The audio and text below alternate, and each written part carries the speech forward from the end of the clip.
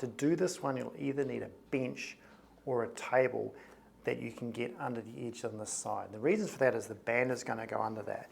Now if I'm doing my right arm, I put it through my hand and wrap it around so it's coming on the inside of my hand like that. I don't want to be pulling on the outside of my hand, so wrap it appropriately that it comes around a couple of times and goes in between your first finger and your thumb.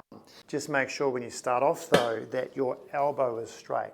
If you have your elbow bent, you won't have as much tension on through the tendon because the tendon attaches up into the humerus. So you've got to have your elbow straight at all times with this. That may mean you need to sort of sit back to get your elbow straight and be a bit more level with this. So we want to be doing the eccentric part, not the concentric part. So when you start, you need to have the band loose to extend your wrist. So lift your hand up to extend your wrist. Now you can either have a fist or an open palm. For those who are a bit sore or have an acute injury, you may start with an open palm and eventually close your fist to increase the tension. So I'm going to start with an open palm. When I'm up there, I have my forearm on contracted. This is my load. So I increase this load to what I can handle. The more pull, the more load. And of course, the heavier the band, the more load. So if I just take a bit of tension on there, I then slowly let my hand drop down, resisting that band slowly until it gets to the bottom.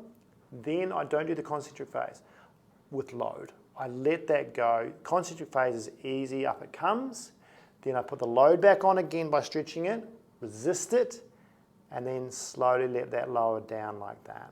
Okay, and you'll notice that when I have the band on this side, my hand and my wrist are nice and level. If I have it on the other side, it tends to move too much. So make sure it's going, like I said before, between your thumb and your finger.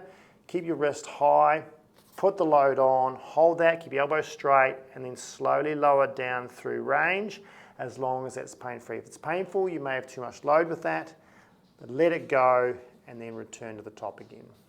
Okay, just as a heads up, if you become a member of this channel, you can get exclusive access to the exact exercises that we give our clients here in the clinic with the exact cueing, instruction, technique correction, so you can get your rehab done right. We're uploading over 700 of our new videos, so head to the members area and check it out today.